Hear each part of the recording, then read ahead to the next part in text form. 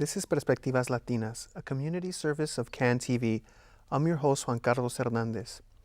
As the size of the Latino community continues to grow, so does the influence of Latina professionals as they look to continue making a mark on the world through their careers and their communities. Here to talk about how they do this through Mujeres de HACE, we have Juana Ballesteros, Wendy Mann-Flores, and Letty Coss. Welcome. Thank you. Thank you, Juan Carlos. Well, Juana, let's start with you. Tell us about yourself, what you do, and how you came to HACE and Mujeres de HACE.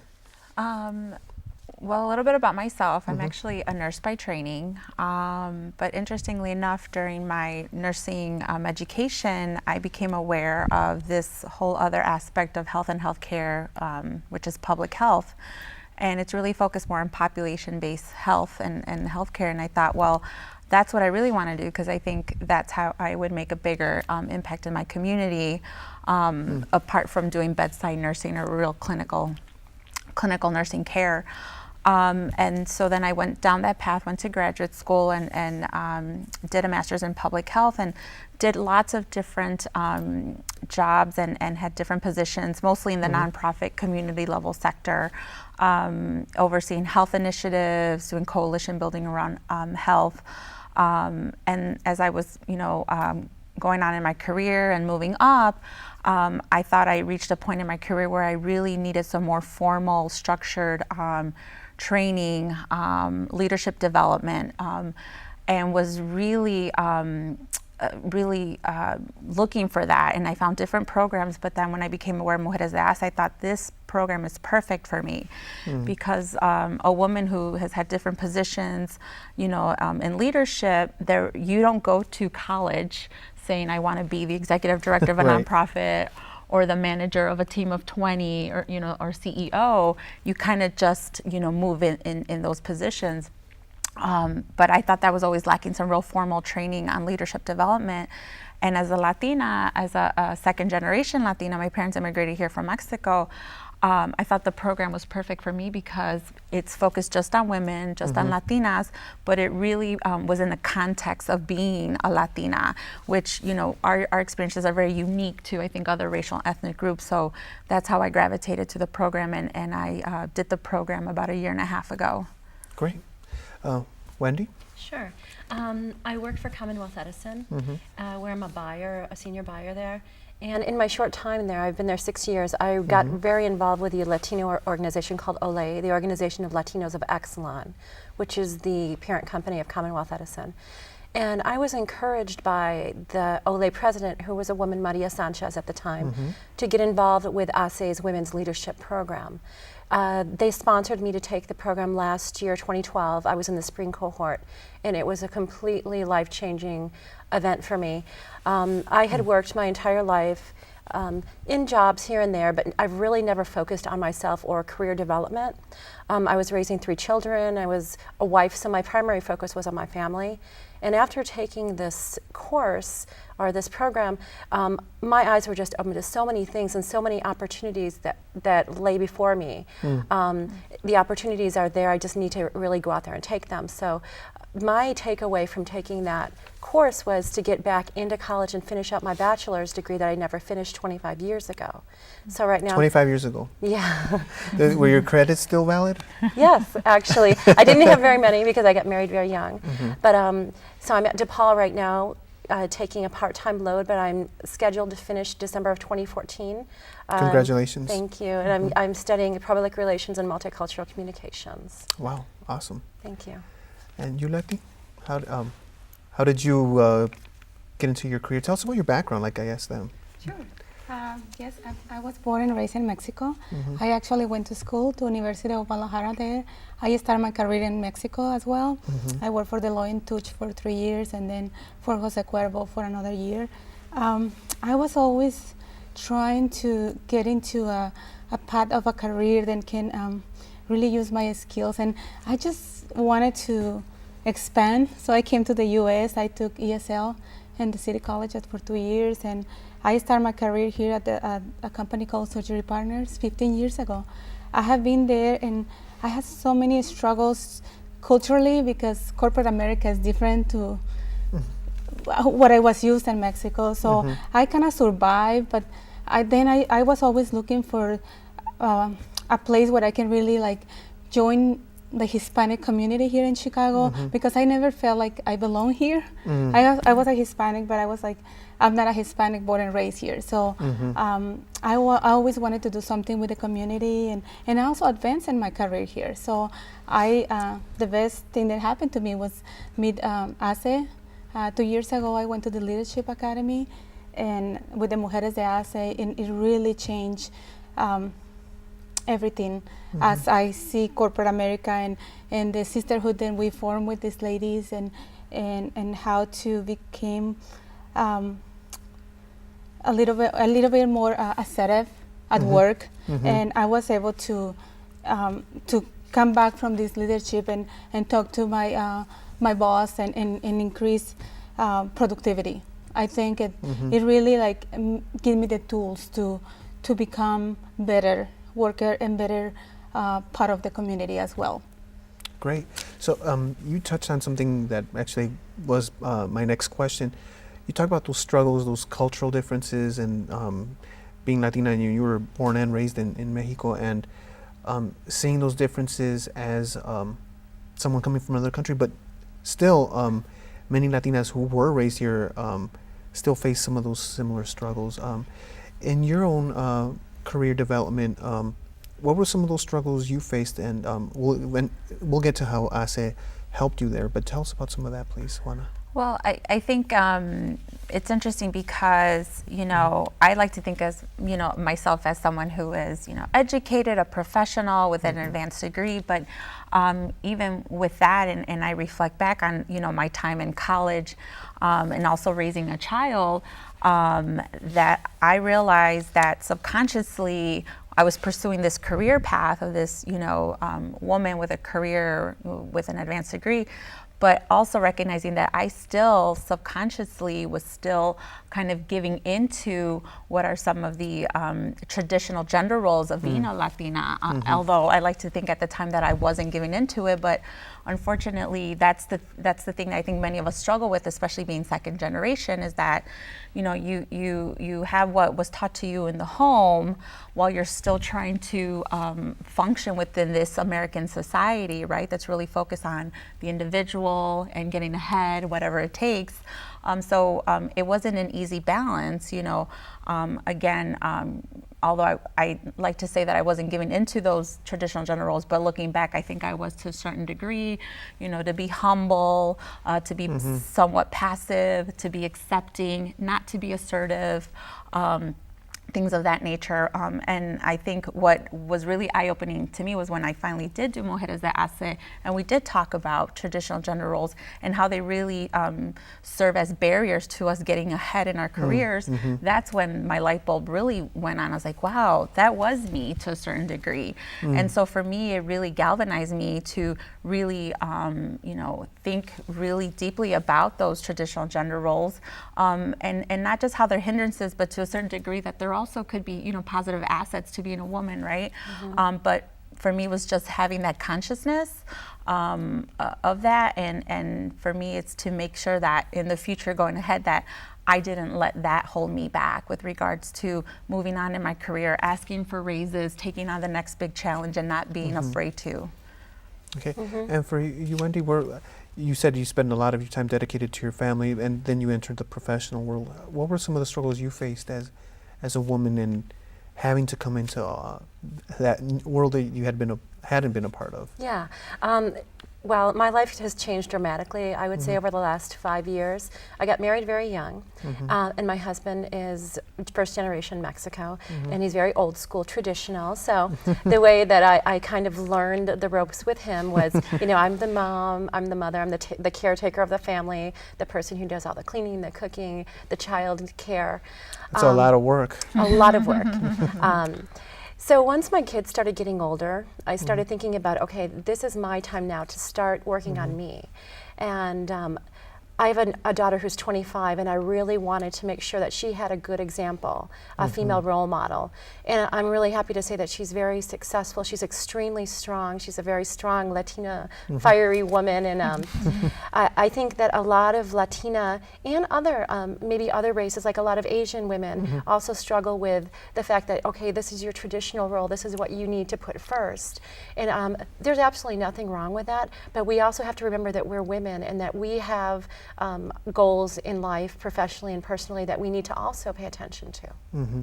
Definitely, and you've all, obviously, this is the topic of the show, Mujeres de HACE, and you mentioned these workshops, or what is it that you go through exactly? Tell me about these leadership workshops, what happens, what's discussed. You've also, well, you said it transformed your vision of yourself, and you did as well, Letty. What happens there? If I'm a young professional that wants to become a manager or a leader in my corporation or in my business, what can I learn there?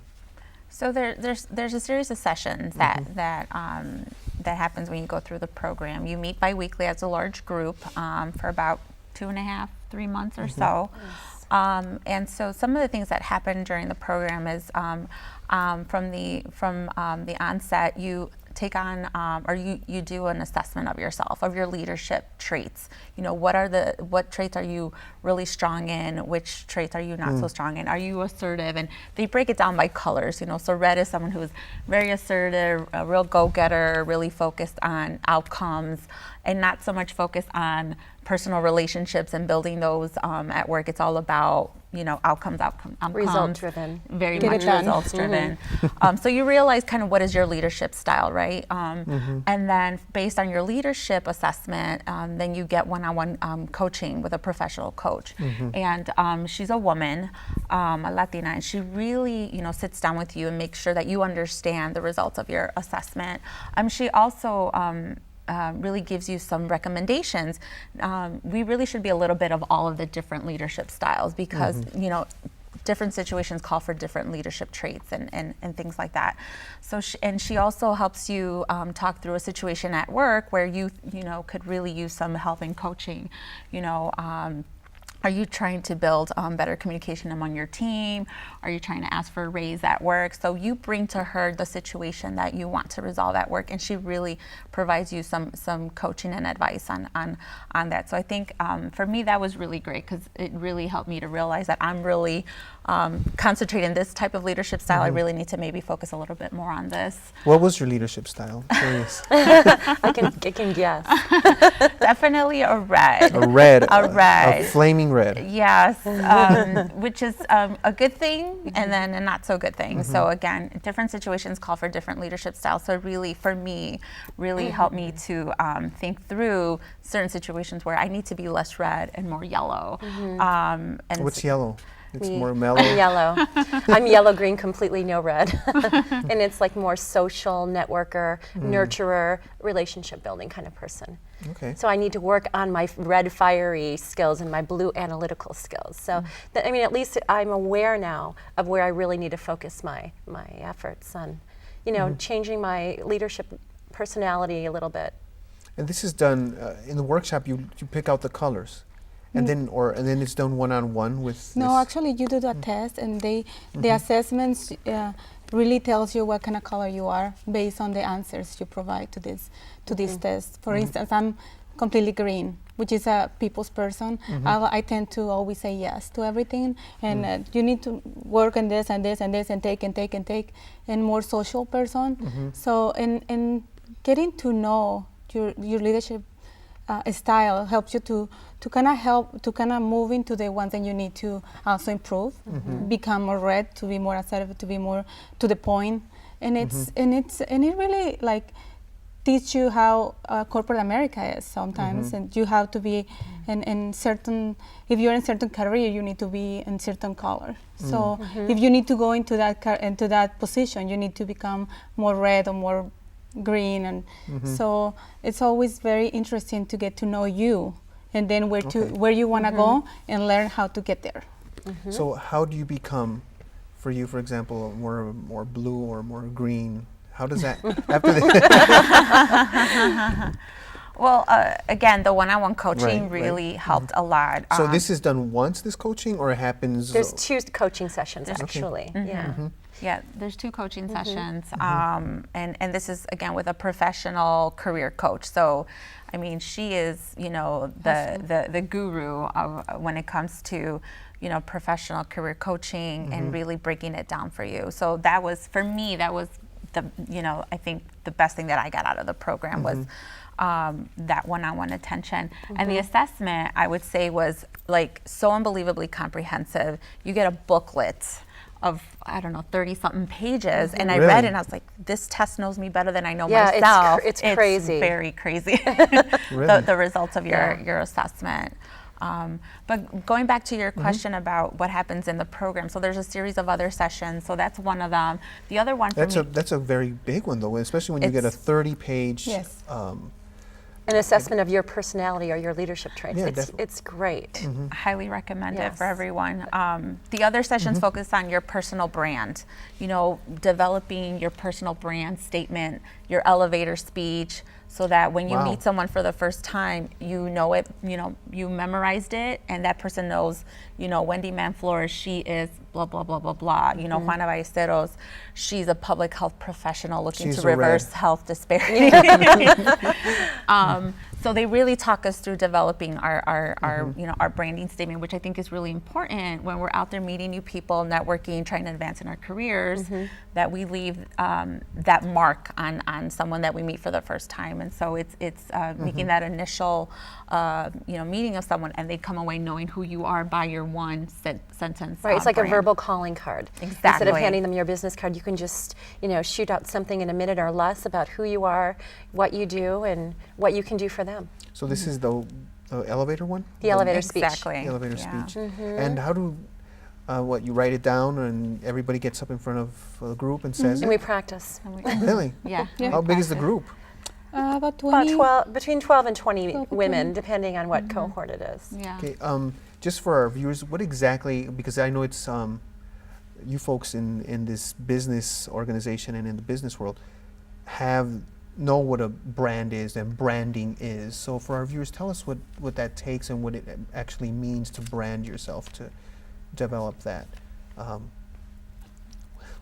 I would say, Juana? you know, if you think of a brand, think of like commercials that you see on TV for soda, right? Or any other product, right?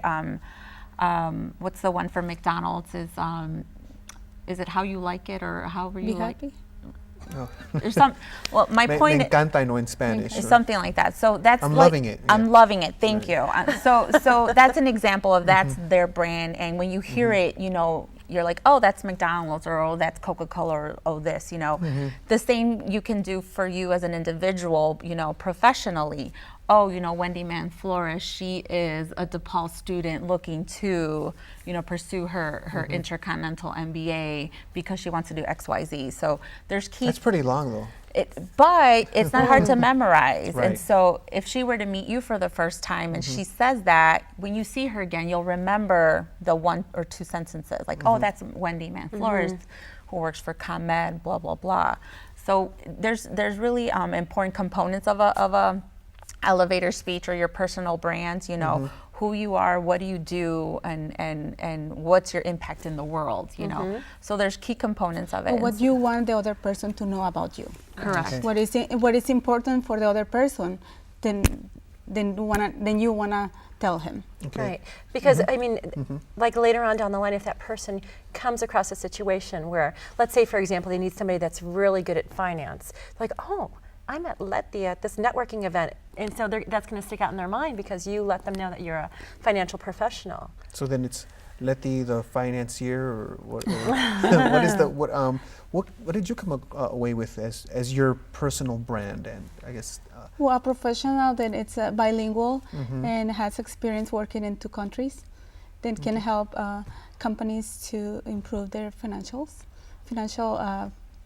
situation. okay. And you, Wendy? My elevator speech was I came away as a bilingual relationship builder and also an entrepreneur that has done business in both Mexico and the U.S. Wow. So that you develop your elevator speech, your personal brand, you get this leadership assessment. What else happens in these sessions? There's a session about financial planning, which was amazing for me, because a lot of times, if a woman's married, a lot of times the financial obligation will fall on the man to take care of all of the investments or the bank accounts, and a lot of times women are ignorant to the fact that they even have investments, in their marriage.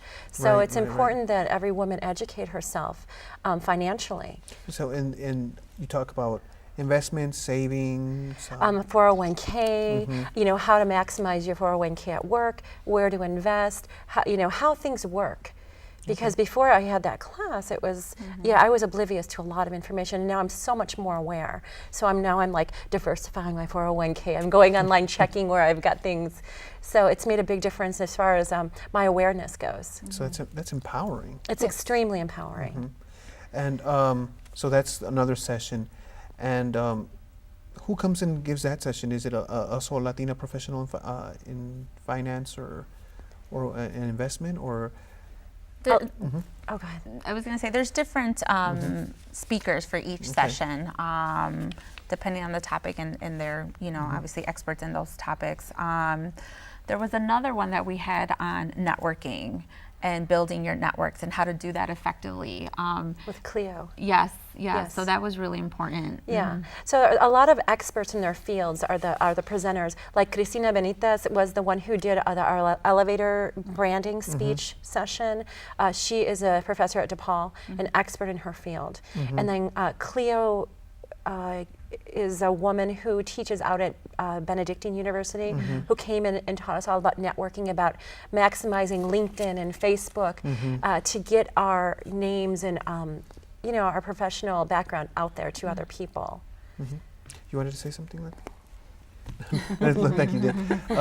But about that's another word, along with personal brand or branding. Another word that I hear a lot in, I don't know if you could call it jargon, the jargon of business, but networking, and how crucial that is to development. How do you develop that through the session, but also just through Mujeres de HACE specifically? Yeah, I mean, definitely our relationships with the women, our fellow Mujeres de HACE classmates, doesn't end when the sessions end, right? Obviously, that's why we're here today. You really build your network and with these women from all different walks of life, different professional careers, but the network doesn't end there, and you're just one class of 12 to 20, but the Mujeres de HACE network is over 250 women who've gone through the program, really? Wow. Which is really impressive, and apart from that, the whole network of HACE, which is over 40,000 individuals. 40,000. Yes, not just in Chicago, but in Houston, in New York. Houston and New York, yes. But back to your question about networking, obviously, we're all trying to advance in our careers, and we're all always trying to find the next big opportunity for us in our career. And so what better way than to, know individuals from so many different backgrounds who know, based on your elevator speech, based on your personal brand. I think when they come across an opportunity, they think of Wendy, or they think of Letty, or they think of me, and that's already happened. I can speak for myself. That's already happened, Definitely. And that's been definitely a huge benefit. And it's just making the connections, right? I think is really important when you've got so many people out there, that are part of your network, that are keeping their eyes and ears open for you and think of you when they see an opportunity. Okay, I'm curious, Letty, how has the networking worked for you in your development, in your growth as a professional here? Has helped tremendously. Tell me about your specific experiences, please. Well, within Mujeres de HACE, we create like a sisterhood, where we help not only professionally but personally. We are connected. It's very interesting, because I never experienced that bonding before in our organization. We really help each other and look for each other. So it's been an experience that I really value. And it continues to grow. Like, we go to different events and we meet people from different backgrounds, different professions, and we are connected. We get together. Well, we're part of the board of Mujeres de HACE, so we meet once a month, but also we go to different events and meet more people. So it really helps you to expand your experiences. Okay, and these are events not just in Chicago, but across the country, right? Yes.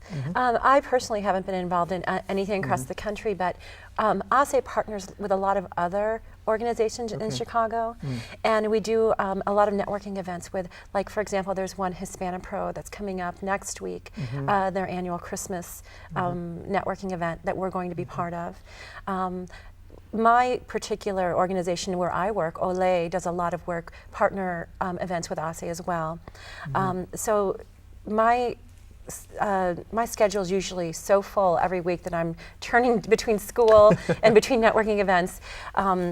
It's hard to keep up with, but it's the most wonderful opportunity to meet people that you would otherwise not meet.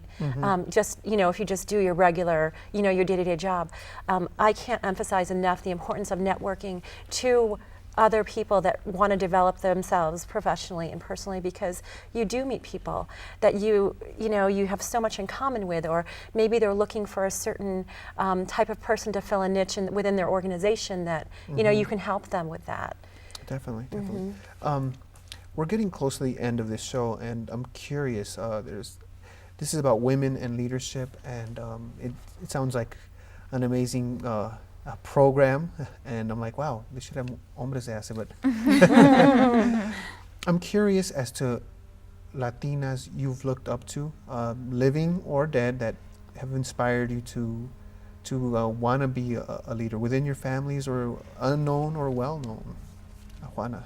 Oh, wow. So I must say Sor Juana Inés de la Cruz, the first feminist of the Americas, and my namesake. And so obviously when I first became aware of her and we share the same name, I really gravitated to her. And the more that I learned about her, it really challenged me to challenge, the larger systems that be, the traditional, gender roles of women. Her story is that she had to become a nun to further her education, because at the time women did not go to school or college. Do you write as well, like her? I do not. No.